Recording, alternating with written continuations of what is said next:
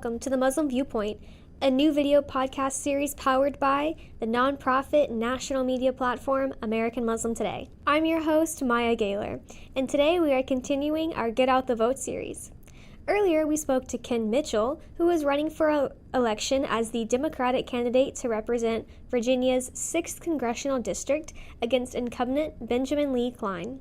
Okay, I'm Ken Mitchell, and I'm running for Virginia's 6th Congressional District.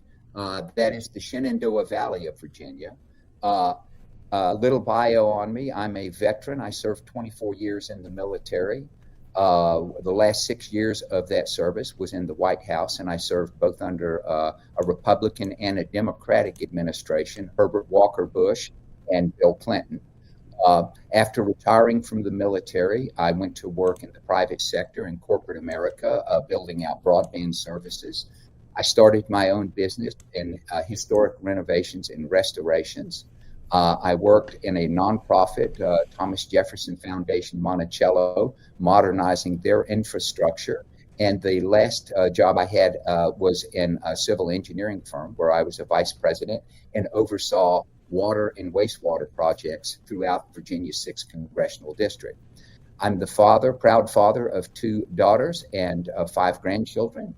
I live with my fiance on a farm here in Virginia, a small farm in Rockingham County, and I'm looking to run for office to help improve the lives of the people of the 6th Congressional District.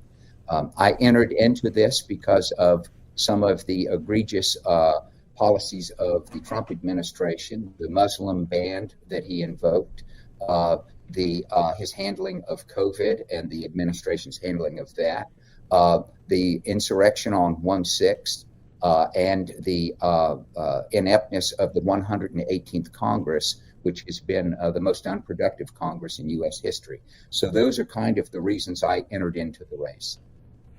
Right, and thank you for sharing that with us. So, as you can tell, we are American Muslim Today, so we serve our Muslim audience, but of course, all people, all minorities. So can you kind of just tell us about how you have personally reached out to the minority communities in your district?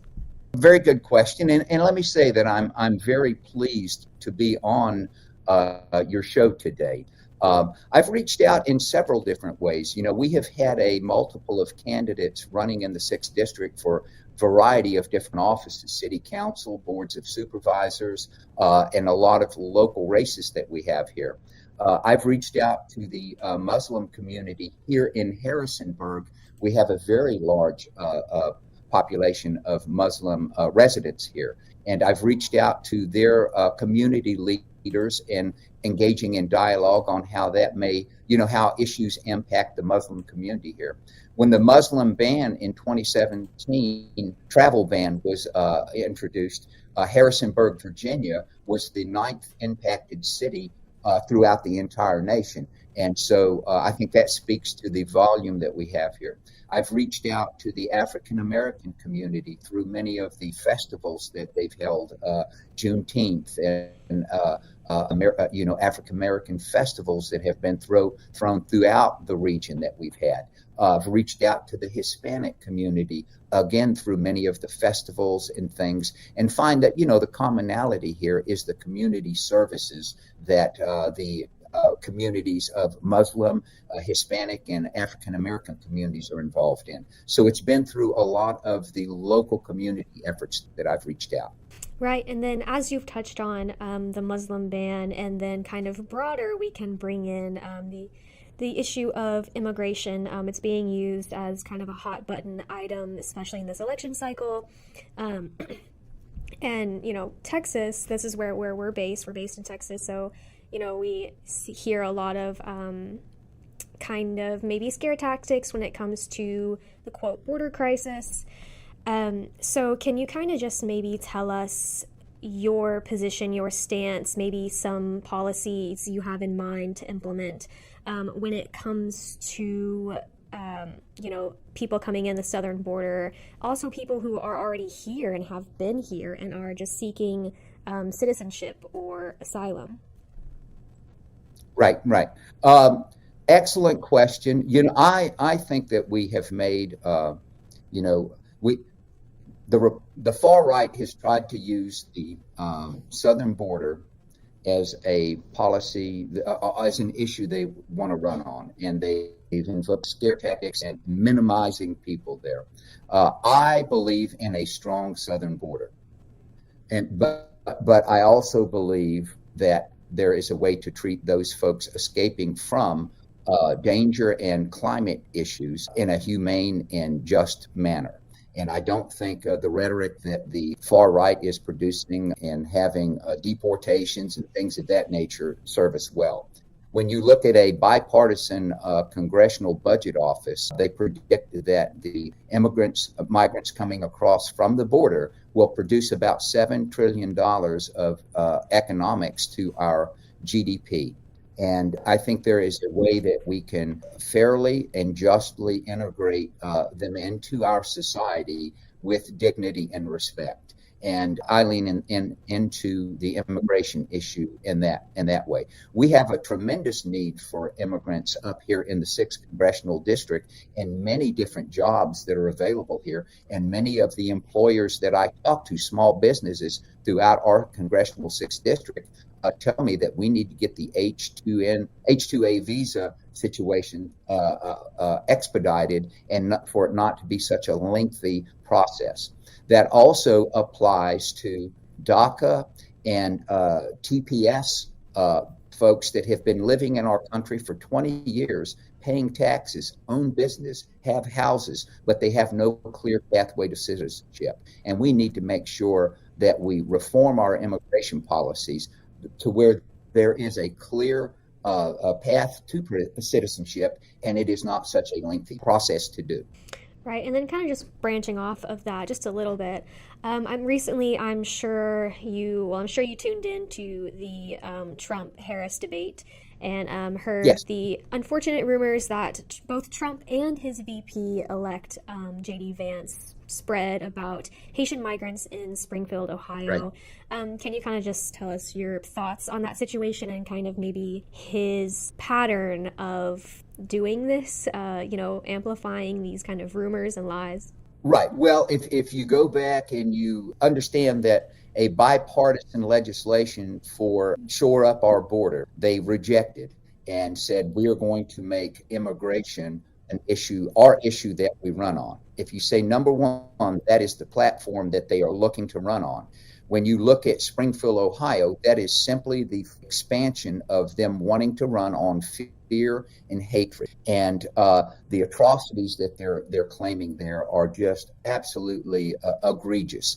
And it speaks to a platform where Trump and Vance have no legitimate platform that they're standing on. They want more of the same, gaslighting the American people and putting these divisive sorts of issues in front of the American people.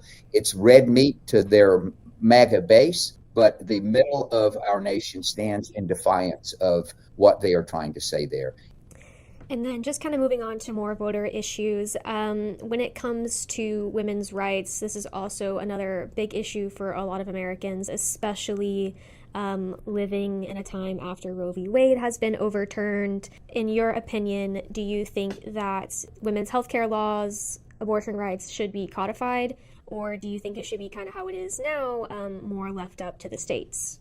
I think it should be codified, and I think any health care that is left up to the state does not, it makes it difficult for a family, for example, in one state that has a health law that supports pro-choice, but they have to move to a state that does not have pro-choice. I think it puts an undue burden on families, and it puts an undue burden on the rights of American women. And I am all for it to be codified and within our Constitution, that women's rights are protected.